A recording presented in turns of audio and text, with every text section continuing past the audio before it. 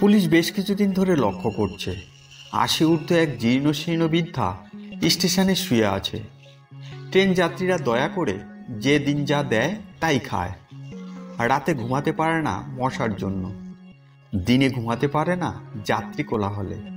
একদিন পুলিশ এসে তাকে জিজ্ঞাসা করল, মা, আমরা অনেক দিন ধরে লক্ষ্য করছি আপনি একই জায়গায় শুয়ে থাকেন আর সারাদিন চোখের জল ফেলেন।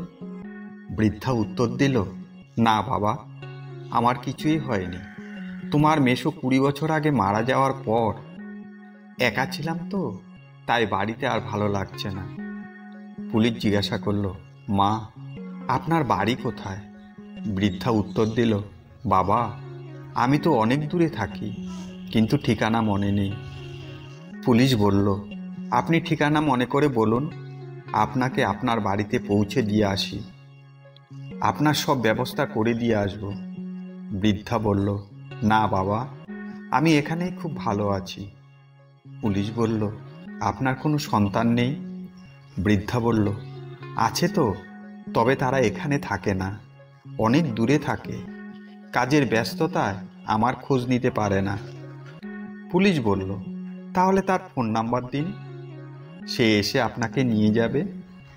বৃদ্ধা বলল, বাবা, আমার তো নাম্বার জানা নেই, একটা ফোন ছিল, তাও নষ্ট হয়ে গেছে। তৃতীয় ব্যক্তি বলল, মাসিমা, আপনি এখানে কেন? কি করে এলেন? কখন এলেন? পুলিশ বলল, আপনি এনাকে চেনেন নাকি? তৃতীয় ব্যক্তি বলল, হ্যাঁ, চিনি তো, মাসিমার বাড়ি আমাদের বাড়ির পাশে, আমরা একই পাড়ায় থাকি। পুলিশ লোকটিকে জিজ্ঞাসা করল, আপনার পরিচয় কি? তৃতীয় ব্যক্তি বলল, আমি একটি সরকারি অফিসে চাকরি করি। পুলিশ লোকটিকে জিজ্ঞাসা করল, আপনি বৃদ্ধা সম্পর্কে কি জানেন বলুন।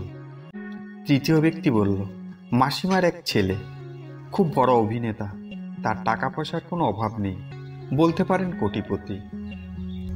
বৃদ্ধা পুলিশকে বলল, না বাবা, এগুলো কিছুই না, আমার ছেলে খুব ভালো, আমাকে কোনো অযত্ন করে না। তৃতীয় ব্যক্তি বলল, মাসিমা, আপনি আমাকে চুপ করাতে পারবেন না, আমি সব কিছুই বলবো। পুলিশ বলল, বলুন, আপনি যা জানেন সব কিছুই বলুন। তৃতীয় ব্যক্তি বলল, মাসিমার ছেলে বাড়িতে থাকে না, মাসিমার দেখাশোনা তো দূরের কথা, কোনো খোঁজ খবর পর্যন্ত নেয় না। ৫ কাঠা জমির ওপর বিশাল বাড়িতে মাসিমা একাই থাকতেন। কিছুদিন আগে বাড়িতে এসে মাসিমাকে বলে বাড়ি বিক্রি করবে।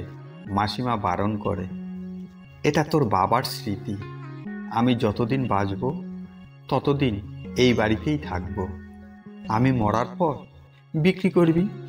ছেলে মাসিমার কথা না শুনে তাকে বাড়ি থেকে বের করে দিয়েছে, বাড়িতে তালা দিয়ে দিয়েছে। পাড়ার লোক মাসিমার কথা জিজ্ঞাসা করায় বলে তার বোনের বাড়ি বেড়াতে গিয়েছে। পুলিশ তৃতীয় ব্যক্তি থেকে ফোন নাম্বার নিয়ে ছেলেটিকে ফোন করে এবং বৃদ্ধাকে বাড়িতে পৌঁছে দেয় এবং ছেলেকে কোর্টে চালান করে। বিচারক বলল, মা বলুন, আপনার কি অভিযোগ আছে? বৃদ্ধা বলল, জজ সাহেব, আমার ছেলের বিরুদ্ধে আমার কোনো অভিযোগ নেই, সে সামান্য ভুল করেছে, তাকে ছেড়ে দিন। বিচারক বলল, না মা, একে শাস্তি না দিয়ে ছেড়ে দিলে একই কাজ আবার করবে।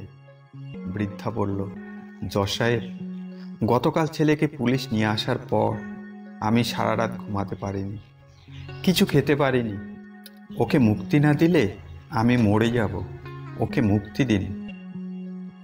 বিচারক বলল, হ্যাঁ মা, অবশ্যই মুক্তি দেব, তবে রায় ঘোষণার পর। বিচারক রায় দিলেন, বৃদ্ধা মা যতদিন বেঁচে থাকবে ততদিন বৃদ্ধা মার স্থাবর অস্থাবর সম্পত্তি যা কিছু আছে কেউ বিক্রি করতে পারবে না। এমনকি বৃদ্ধা মাকে যদি দেখাশোনার যত্ন না করে তবে পুলিশ যে কোনো সময় তাকে গ্রেপ্তার করতে পারবে এবং যাবজ্জীবন কারাদণ্ড ভোগ করতে হবে। এই গল্প থেকে আমরা যে শিক্ষা অর্জন করতে পারি, নাম্বার ১, মা বাবা কখনো চান না তার সন্তান কষ্ট পায়। নাম্বার ২, প্রশাসন খারাপ নয়, আমাদের উচিত তাদের সহযোগিতা করা। নাম্বার ৩, মা বাবার সাথে যে সন্তান খারাপ ব্যবহার করবে তারা কখনো সুখী হতে পারে না। ভিডিওটি শেষ পর্যন্ত দেখার জন্য আপনাকে অসংখ্য ধন্যবাদ। ভিডিওটি যদি ভালো লাগে তাহলে লাইক করুন, কমেন্ট করুন, শেয়ার করুন এবং সাবস্ক্রাইব করে পাশে থাকুন। ভিডিওটির মধ্যে কোনটি আপনার কাছে সবথেকে বেশি ভালো লেগেছে সেটা কমেন্ট করে জানান। পরের ভিডিওতে আবার দেখা হবে।